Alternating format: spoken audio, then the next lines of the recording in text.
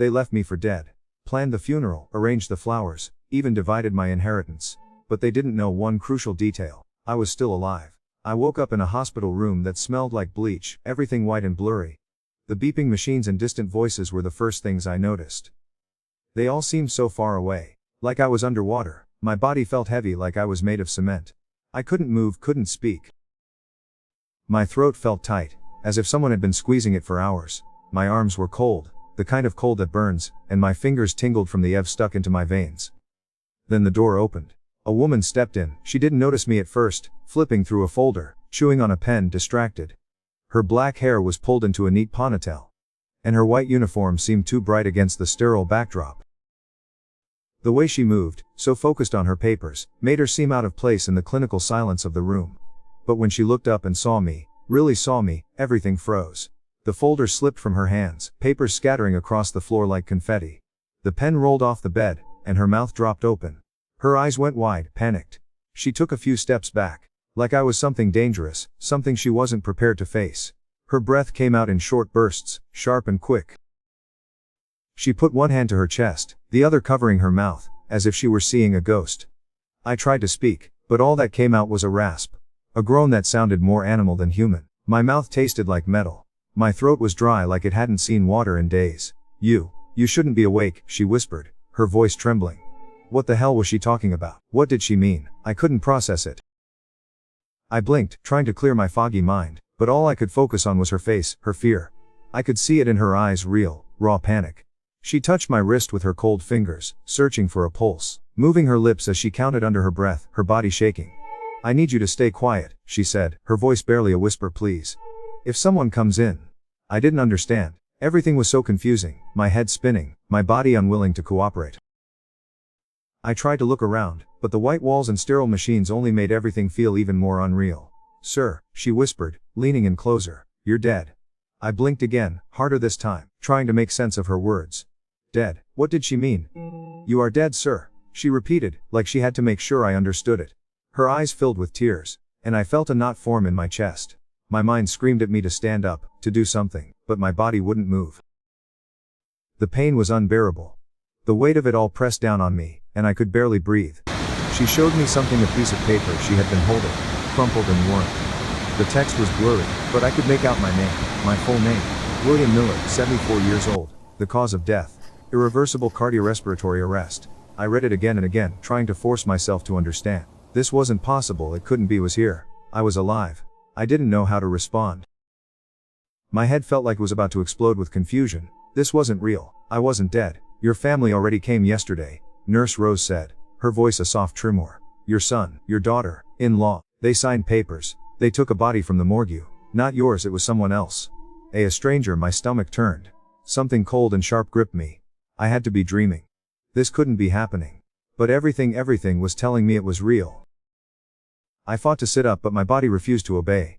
My muscles screamed in protest, and I collapsed back onto the bed, gasping for air. The idea of being dead, truly dead, felt too far-fetched, too monstrous to be possible. But Rose's words sank deep into me, gnawing at my insides. Robert, my voice cracked. Did Roseson, Rose said, nodding slowly. Robert. He told them you were gone. Said it was better for you, that you wouldn't want to live like this. That you had suffered enough. That bastard. My son, the boy I'd carried on my shoulders, the one I had raised with love, with everything I had signed my death certificate. He was the one who had arranged this. He had decided I was better off dead. I wanted to scream, I wanted to fight back, but my throat was still closed, and my body was trapped, unresponsive. Where's Lily? I croaked, the name barely leaving my lips. I hadn't heard from her in days, weeks. She hadn't called, hadn't come. Rose looked down, her hands trembling. He said, she didn't need to know, said she didn't deserve to know, that she was always ungrateful. I felt the blood drain from my face. No, I whispered. That's not true. Lily would never. She didn't call Mr. Miller, Rose said quietly, her eyes filled with pity. Your son. He made sure she stayed away. He told her you didn't want to see her, that you were angry with her, that she had abandoned you. Lies, I rasped. Lies, all lies. I felt the bile rise in my throat. Everything I thought I knew, everything I had believed about my family, was unraveling. My own son had planned my death, and he hadn't even bothered to tell Lily, my daughter, the one who loved me, who cared for me when Emma was gone. No. Robert had taken that from me too. Tomorrow, Rose said softly, breaking through my thoughts. They're going to bury you tomorrow. Street Jude Church, at 10 a.m. They already sent the invitations. Paid for everything, the flowers, the choir, the priest. Everything's set. You're dead, Mr. Miller. Officially dead. I closed my eyes, feeling the weight of it all pressing down on me. Dead. How could this be happening? But one thing was clear, I wasn't going to let them win. I was going to show them. I was going to show them all that they couldn't just erase me. Not like this. Not without a fight. I was alive. And I wasn't going to die without exposing the truth. Not without making them pay for what they'd done. I'm going to that funeral, I said, my voice stronger now. I'm going to show up, and I'm going to make them regret it. Rose hesitated, then nodded. I'll help you. We'll make sure they know you're not gone. Not yet. I couldn't shake the image of my son Robert, standing over my fake body, arranging everything with his cold, calculating hands. How had it come to this? How had the boy I raised, the one who used to sit on my shoulders, turned into someone capable of signing my death certificate? Someone willing to have me erased from existence. I lay there in the hospital bed, staring at the white ceiling as Rose quietly left the room to make some calls. The machinery around me beeped steadily, but in my mind, everything was a chaos of disbelief. The door clicked open again, and Rose stepped back inside. She was holding something in her hands, a file. She placed it on the table beside my bed, her eyes flicking nervously between the papers and me. She wasn't saying it outright, but I knew she had something more to reveal. Something that would break me further. He's been planning this for months, she said, her voice barely a whisper. Everything you've worked for, everything. He's been selling it off. Robert. My voice was still weak, but I needed to hear it. I needed to know exactly what had happened. I couldn't grasp the full scope of it, but I needed to understand. Rose nodded. The house on Main Street, the commercial building downtown. Gone. Sold for pennies on the dollar, all behind your back. No one else even knew. I blinked, struggling to process it. They couldn't have, could they? He sold my properties. Without my permission. Yes, Rose said, confirming the nightmare. They were sold quickly in cash. Everything was handled through accounts he controls now. Everything was signed with what looked like your signature, but I've seen it. It wasn't yours. My stomach twisted into a tight knot. But, how? How could he do this without anyone noticing? Your power of attorney, she explained softly, her voice filled with sympathy. You signed it. You gave him control in case something happened to you. But he used it to take everything. And the worst part is, he made sure Lily had no idea. I could feel the blood rush to my face. Lily, my daughter. My mind raced back to every conversation, every phone call we'd had over the years. She was the one who cared. She called me every Sunday to check in. I thought she was safe from all of this. But Robert had made sure she stayed in the dark, just like he had with everything else. Rose's eyes softened. Robert said you didn't want her involved. Said she'd abandoned you, that you didn't want her near. But that's not true, is it? I shook my head, my throat tight with unshed tears. She never abandoned me. She called. Every week. Rose sighed, and I could see the pity in her eyes. That's not what Robert told her. He told her that you were angry with her. That she didn't deserve to know. I closed my eyes, fighting back the emotion. I never said that. I know, Rose whispered. But she didn't get a chance to speak to you. He told her you were asleep. That you were too sick to talk. He made her believe you didn't want her around. Tears pricked at my eyes. Robert had destroyed everything. He had twisted the truth, turned my daughter against me, and made me a ghost in her life. He'd manipulated her. And for what? All for money. For greed. I struggled to sit up, my body aching with the effort. Rose helped, gently propping me against the pillows. I had to think. I had to plan. There was no way in hell I was going to let Robert get away with this. Rose, I said, my voice hoarse but determined. I need to see the papers. I need to see what he signed. I need to know everything. She nodded and retrieved the file she'd brought in. It was thick with documents, contracts, bank statements, signatures. Everything that proved Robert had stolen my life, my work and my legacy. I flipped through the papers as quickly as I could, my hands trembling with every turn. There it was, my signature, but it was wrong. The loops were too tight, the pressure uneven. It wasn't the way I wrote, not by a long shot. I stopped on a bank statement. Robert had transferred millions. Millions that should have been mine, that should have been for Lily, for Mason, for the future we had built. But it was all gone. Stolen. Where is it all going? I asked, barely able to process the magnitude of the betrayal. Where did the money go? Rose hesitated, and then she pointed to a bank account listed on the final page. Rachel, she said quietly. It's all going into an account in her name offshore. The Cayman Islands. The world spun. My heart raced. They'd planned it all. Robert and Rachel had plotted every step, every detail. They had covered their tracks so well that no one would ever know until now. I need to get to Lily, I said, trying to make sense of it all. She has to know the truth. She has to know what he's done. Rose nodded. I'll help you contact her. We'll make sure she gets here. But you need to rest, Mr. Miller. You're not well. Rest. The word felt like a joke. I couldn't rest, not now, not with everything I had to fix.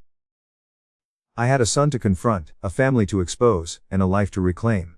And it all started with showing up at my own funeral. I'm going to that funeral, I said again, my voice stronger this time. I'm going to walk through that door and show them all that I'm not dead. That I'm still alive. And I'm going to make sure they pay for what they've done. The pain in my body was unbearable, but nothing hurt more than the betrayal. I could barely move without wincing, my muscles stiff and weak, but I had no choice. I had to keep going. I had to fight for the truth. Rose helped me sit up in bed, her hands gentle but firm. You can't stay here forever, Mr. Miller, she said quietly. You need to get out. You need to get to Henry. I nodded, gritting my teeth against the pain. I had no time to waste. Tomorrow was the day of my funeral. Robert was going to bury me, and I wasn't going to let that happen. Not without making him pay. Rose pulled back the curtains, letting a sliver of light creep into the room. The shadows seemed to mock me as I tried to get my bearings. I was alive, but every part of me felt like it was dead. My mind was sharp, but my body was broken. Still, I had to move. I couldn't stay in this sterile, lifeless hospital any longer. With Rose's help, I stood up, my legs shaking beneath me. The world around me spun for a second, but I steadied myself, forcing my feet to carry me. I felt like I was moving through molasses, every step slower than the last. It didn't matter. Nothing mattered except getting to Henry. He was the one person who could help me now.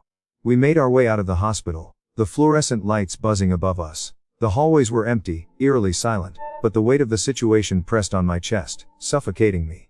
I was supposed to be dead. The thought kept running through my mind, like a broken record. I wasn't supposed to be here, walking, breathing.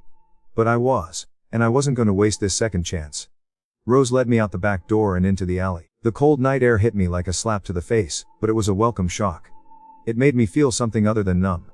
I could smell the city garbage, exhaust, the faint scent of fast food from a cart down the block.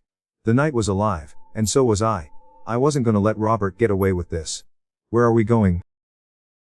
I asked, my voice raspy and weak. To Henry's, Rose replied, her eyes scanning the street as if she feared someone would appear and stop us. He's waiting for you. The air grew colder as we walked through the narrow alley. My legs were still shaking, and I had to focus on putting one foot in front of the other. I wasn't sure how much longer I could keep this up, but I couldn't stop. I couldn't give in. Not now. When we reached Henry's bakery, the door was unlocked. Rose knocked once, and Henry appeared moments later, his familiar face filled with concern. When he saw me, his eyes widened, and his breath caught in his throat.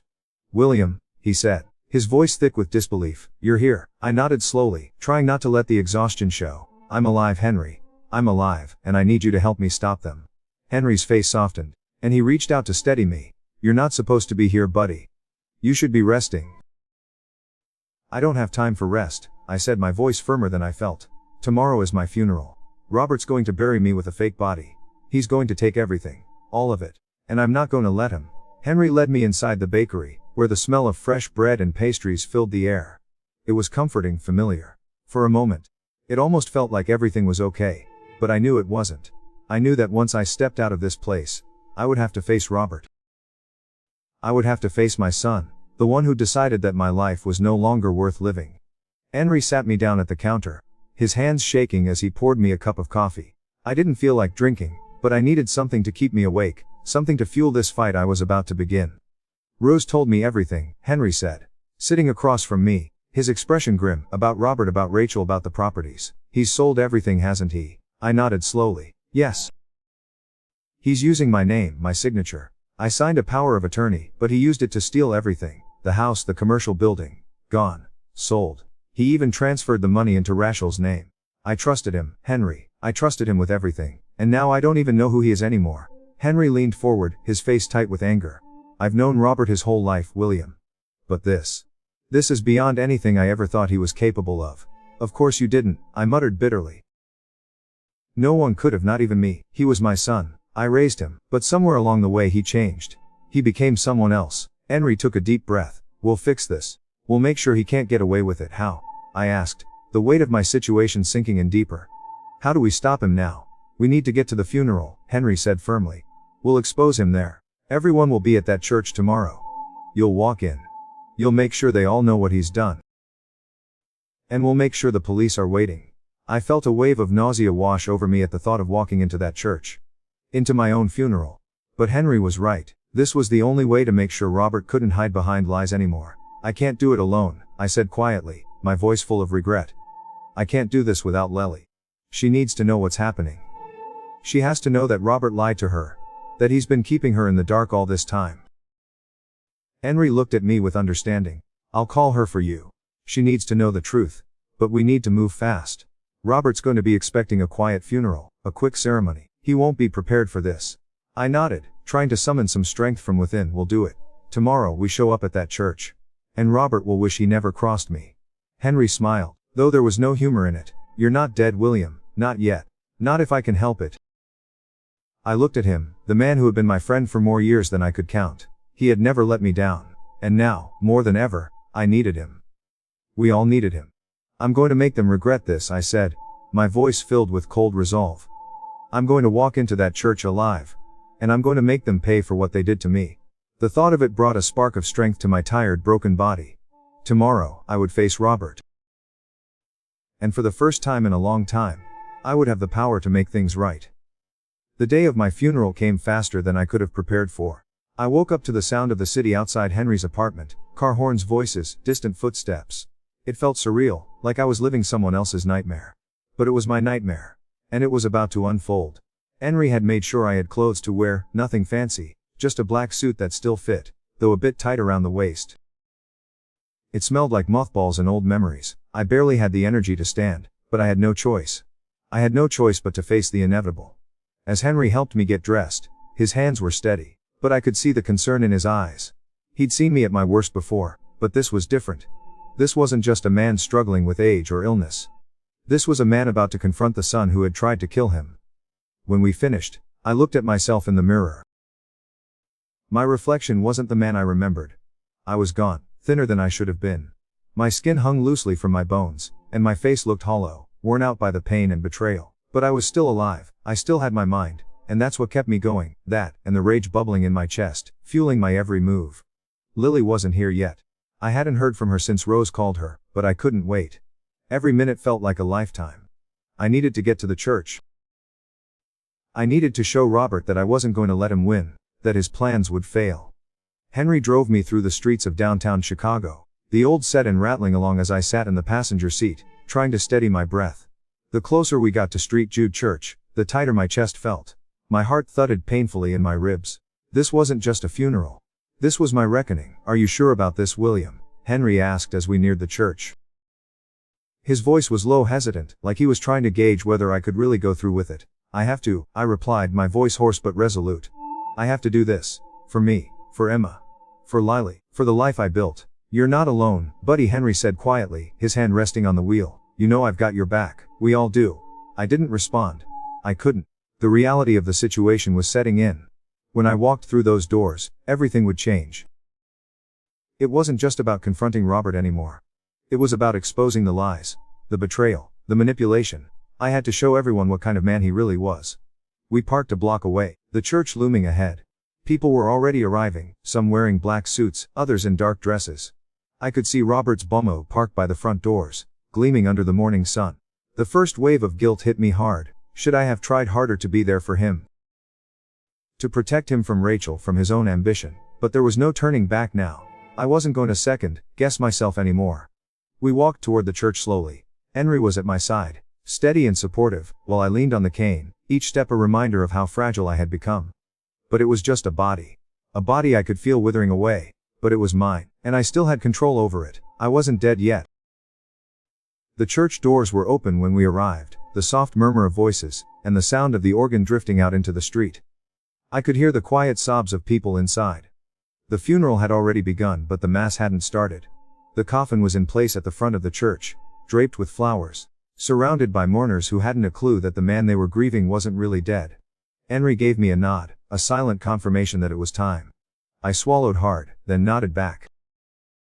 This was it. We stepped inside, the room went silent. A ripple of shock spread like wildfire as eyes turned to me. I could feel every gaze piercing through me.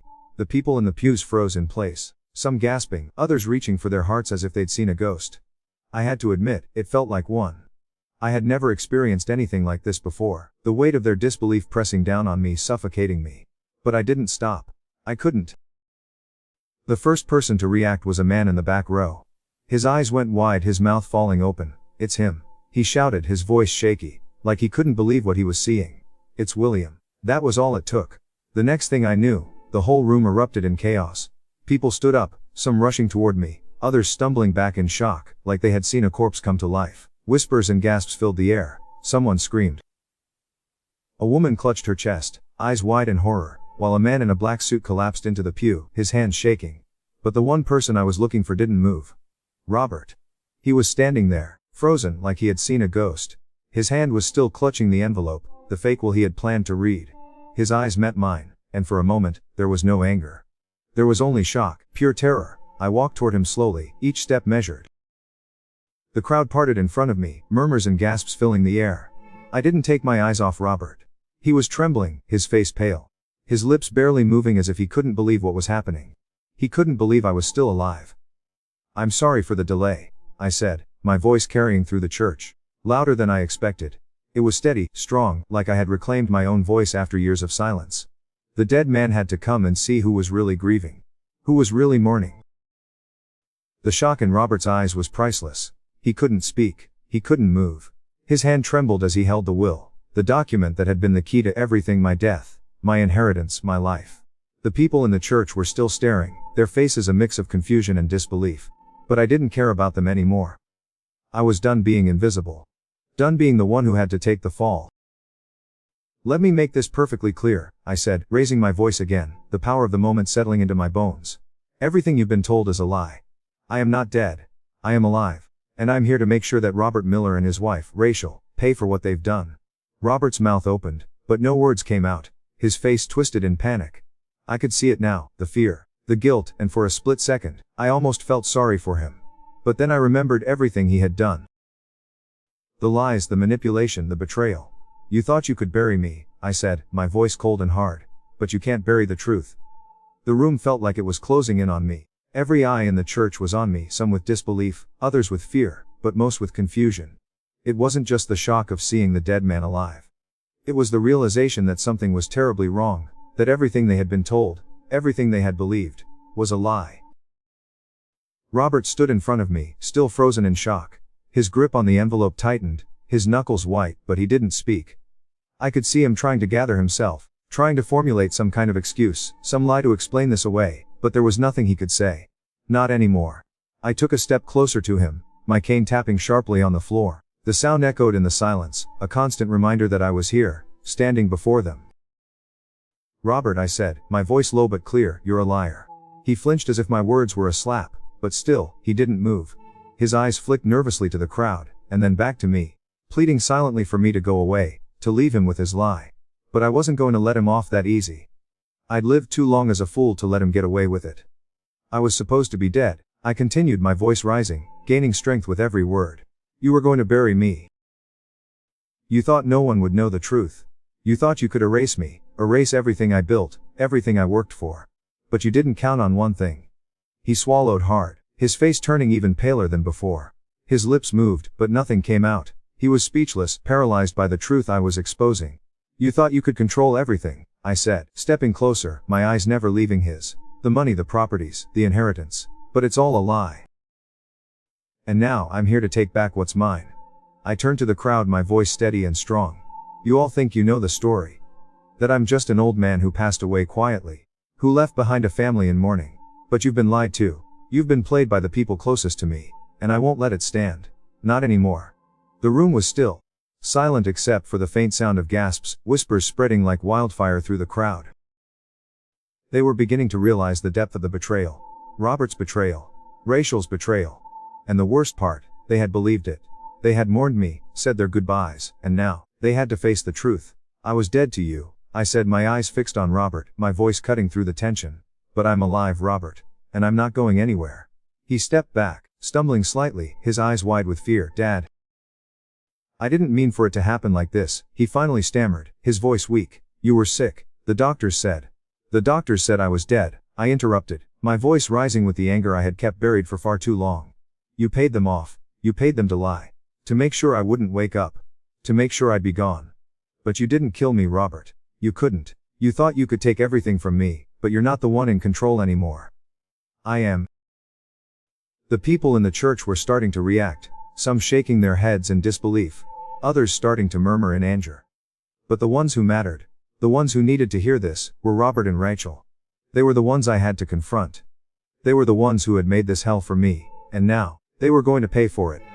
I'm going to expose everything, I said, turning toward the back of the church where the lawyer, Mr. Phillips, stood silently, watching the scene unfold. This funeral. It's not for me, it's for Robert and Rachel, for their lies, for their theft, for their betrayal. Robert's eyes darted between me and the crowd, his mind working overtime, trying to come up with an excuse, a way to twist the truth. But it was too late. The lies had already been exposed. The people were already turning against him. You won't get away with this, I said, my voice cold. I have real will, the one that leaves everything to charity. Not to you, not to Rachel. I reached into my jacket pocket, pulling out the envelope Henry had given me. It was thick with the documents that would change everything. The truth was here, in my hand. And now, it was time for Robert to see just how much he had lost. This is the real will, I said, holding it high for everyone to see. The one I signed before I went into the hospital. The one that leaves everything to the Emma Miller Foundation. Not a single penny for you, Robert. Not a single dollar for you or your wife. The gasp that rippled through the crowd was deafening. They couldn't believe it. They thought they knew the truth, but they didn't know anything. Not until now. Robert's face crumpled in anger and desperation. You can't do this, he whispered, his voice trembling. You can't ruin everything. Not now. I smiled, though it wasn't a happy smile. It was the smile of a man who had been broken and rebuilt. It's too late for that, Robert. It's too late to undo what you've done. The silence in the church was thick, oppressive. People were still processing everything they had heard. Some were staring at Robert with shock, others with disgust. But it didn't matter. It didn't matter how they felt about him now. What mattered was that I was still alive, and I wasn't going to let him get away with this. I turned to the front of the church, my eyes scanning the mourners one last time. And to everyone here, I said, my voice carrying over the silence. I want you to know the truth. I am not dead. I will never be dead to you. Not as long as I'm breathing. Not as long as I can fight. I turned back to Robert. And now, Robert, you'll face the consequences of your actions. For everything you've stolen, for everything you've tried to take from me, you will pay. And I'll make sure of it. Robert took a step back, his eyes filled with fear. He opened his mouth to speak, but nothing came out. No excuses, no apologies. Just the hollow silence of a man who knew he had been caught. I raised the envelope one more time, holding it high so everyone could see. This is the real will. And Robert Miller will be nothing more than a footnote in my history. Nothing more than a liar, a thief, a murderer.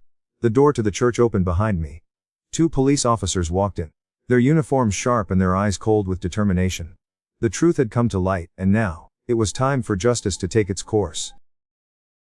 Robert looked over his shoulder, but it was too late. The officers had already reached him, their hands grabbing his arms, pulling him toward the exit. You can't do this. Robert screamed, struggling against their grip. But the officers didn't listen. They knew what had to be done. The truth had been spoken, and now Robert would face the consequences of his betrayal. I turned to the crowd one last time, my heart pounding in my chest. I had done it.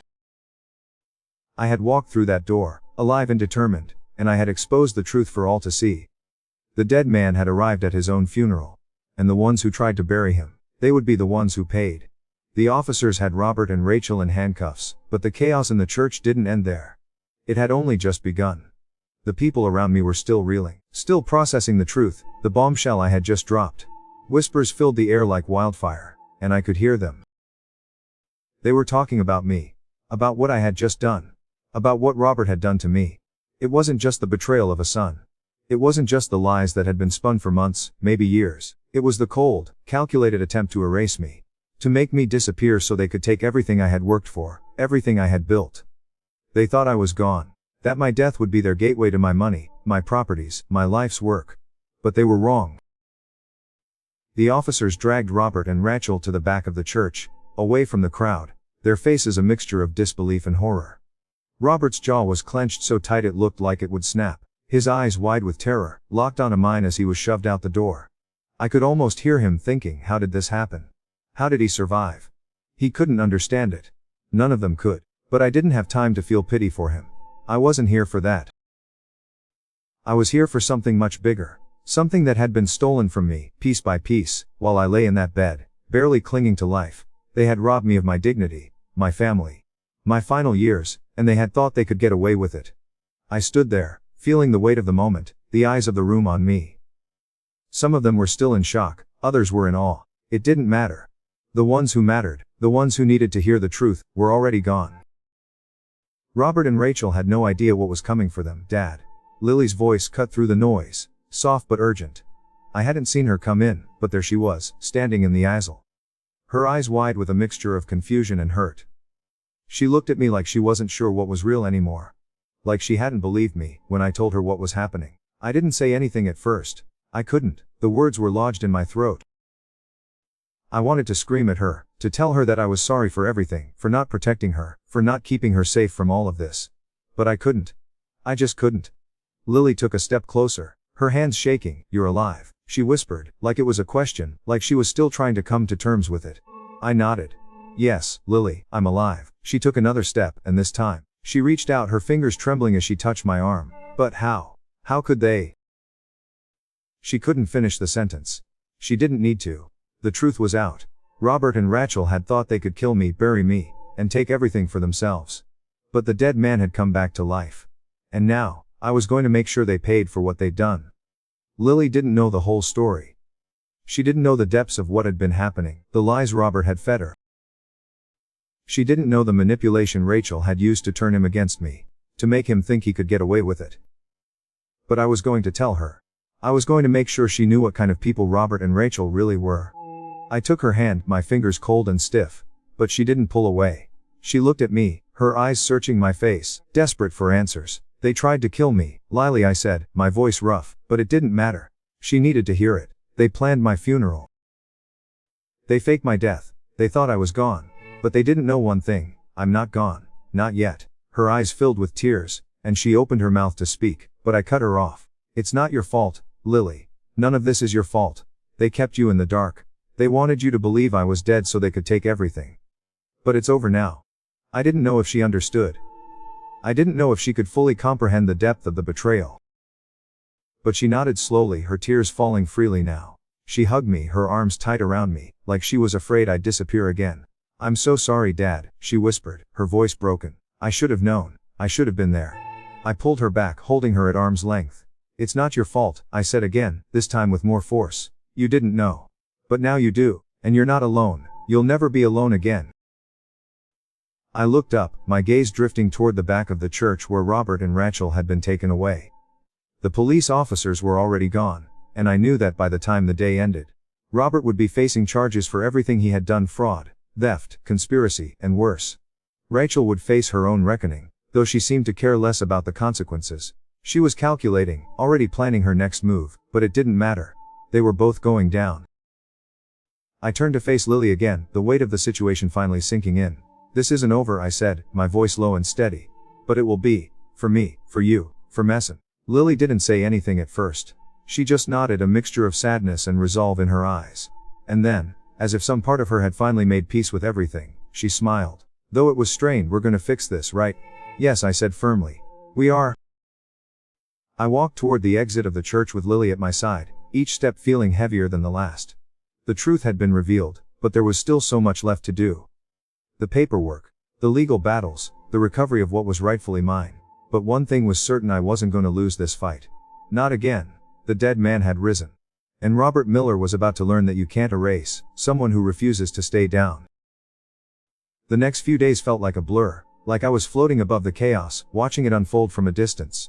But in reality, I was right in the thick of it. Robert and Rachel were arrested. But it didn't feel like enough. I had spent my life building something, creating a legacy for my children, and now they were trying to tear it all down. The weight of what they had done crushed me, but I wasn't going to let them win, not after everything. Lily stayed by my side, helping me through the legal steps, organizing what was left of my life. I had to make sure everything was in order. My real will, the one that Robert had tried to bury, had to be honored. My estate needed to be sorted out. The money they had stolen, the properties they had sold off without my permission. Everything had to be reclaimed. And I wasn't going to let anyone forget the truth of what had happened. But no matter how many documents I signed, how many phone calls I made, the hardest part was facing Robert. The anger I felt toward him was overwhelming. He was my son, the same boy I had carried on my shoulders, the one who told me he loved me every night before bed, and now he had tried to kill me. For my power. For control. I still couldn't wrap my head around it. The trial was set, and everything moved quickly from there. The lawyers, the police, the media, it was a whirlwind. It wasn't just about the money anymore. It was about justice. It was about showing everyone what kind of person Robert really was. And Rachel, too, she wasn't innocent in this. She had been the one pulling the strings, the one manipulating him, turning him against me. I knew she thought she could get away with it, but I wasn't going to let her. The day of the trial came sooner than I expected. I sat in the courtroom, my body stiff with tension. Lily was at my side, her hand resting on mine, a silent support that gave me more strength than she probably realized. The prosecutors were laying out their case, painting Robert and Rachel as the criminals they were. But the thing that stuck with me, the thing that kept me grounded, was that they couldn't lie their way out of this. The evidence was irrefutable. The forged signatures, the fraudulent bank transfers, the testimony from Dr. Henderson, the man who had been in on the plot to sedate me to death. It was all there. And then it was my turn. The moment I stepped up to the witness stand, my heart was pounding in my chest. My hands were shaking, but I clenched them into fists, steeling myself. I had to do this. For Emily. For Lee. Mr. Miller, the lawyer for the prosecution, began. Can you tell the court what happened in the days leading up to your death? I nodded, swallowing the lump in my throat. I was declared dead. By my own son. He signed my death certificate. He planned my funeral. He even had my inheritance ready to be divided. The courtroom was silent. I could feel the eyes of the jurors on me, but I didn't flinch. I was telling the truth. And no matter how painful it was, I needed to say it. They thought I was gone. I continued. They thought they could get away with it. But I woke up. And when I opened my eyes, they were already mourning me. Already planning how to split up my life. They didn't know I was still here. I paused, gathering my thoughts. The anger, the betrayal. It was all flooding back. But I had to stay focused. I'm here today to make sure they don't get away with it. To make sure everyone knows what they did. To show my son what happens when you betray the people who loved you. When you take everything for granted. I looked toward the defense table, where Robert sat. His face was pale, his hands folded in front of him. But I didn't see my son anymore. I saw a man who had betrayed his own flesh and blood. A man who had sold his soul for money. He couldn't look me in the eye. And you, Robert, I said, my voice hard and cold, you're a coward. You don't deserve my forgiveness. You don't deserve anything. The defense attorney objected, but I didn't care. I wasn't there to follow their rules. I was there to make them face what they had done. The truth had to come out. And nothing was going to stop me from telling it. I gave my testimony, piece by piece, laying bare the conspiracy, the lies, the plans they had made to take everything from me. And with every word, I could feel the weight lifting off my shoulders. This was it. This was my justice. When the trial ended and the verdict was read, I wasn't surprised. Robert and Rachel were both found guilty, Robert for attempted murder, fraud, and conspiracy, Rachel for fraud and conspiracy. The sentencing was swift. Robert would spend the next 10 years in prison. Rachel was given a lighter sentence, but still, she was going to pay for what she had done. And me. I stood there, in that courtroom, feeling a strange mix of relief and emptiness. The fight had been long, but I had won. I had taken back what was mine. I had exposed the truth. But the cost was steep. The man I had once called my son was gone. The family I had fought for had crumbled, and all that was left was the broken pieces of what could have been. I went home that night to my house, the one Emma and I had built together. It was quiet now, too quiet. The echo of her absence, the weight of everything that had happened, pressed down on me like a heavy fog. But Lily was there, and Mason. They were my family now. The only family that mattered. And for the first time in a long time, I felt like I could breathe. Like I had a second chance. Maybe it wasn't the life I had imagined, but it was the life I had fought for. And that was enough. Lily sat beside me, her hand in mine, her eyes full of understanding. You did it, Dad, she said softly. You made them pay. I nodded, my throat tight. I didn't do it for me, I whispered. I did it for us, for you, for Emma. She smiled, the sadness in her eyes mixed with something else, something like peace. And for the first time since all of this started, I allowed myself to feel it too. Peace. We had won. And we would rebuild. Together. It had been months since the trial, and the weight of it all still sat heavy in my chest. like a burden I couldn't quite shake. But life had started to move forward, slowly, cautiously, in the way that it always does when you've been through something like this. I was living with Lily now. It was a small house in the suburbs, nothing fancy. But it was a home. The kind of place Emma would have loved. There was a garden out back, the kind of garden she always dreamed of having. And Mason, my grandson, spent every day there, running around with that latter of his, carefree, unburdened by the past. It was a sound I hadn't heard in far too long. And for the first time, in years, I allowed myself to believe that maybe, just maybe, there was peace left to find. Lily had kept her promise. She was here with me, her hand always within reach, helping me rebuild. Her strength had become my anchor. And Mason, well, he was healing too. The therapist said he would. He had been through too much for someone so young, but the foundation was there. The love, the safety, it was what he needed most, and we gave it to him. I had spent decades building buildings, a family, a life. But after all the dust settled, I realized the real building I was doing now was of something more lasting, more valuable, something I could never have known before the storm hit. I was building trust again, not just in others but in myself. Robert was still in prison. I hadn't heard from him in months, not a letter, not a call. I don't know if he ever thought about what he had done, or if he just lived with the lie, clinging to it. His silence wasn't unexpected. He had his chance to apologize, to show remorse, to be the son I once believed in. But he chose silence instead, a far colder punishment than anything I could have done to him. Rachel, too, was in jail, serving her sentence with that cold, calculating demeanor that had first drawn me to despise her. But at least the courts had stripped away her power. The money she had stolen, the lies she had told, they were all gone. She was living the consequences of her choices, and that was all I could ask for. And yet, the greatest victory wasn't in the courtroom. It was in the moments I spent with Lily and Mason.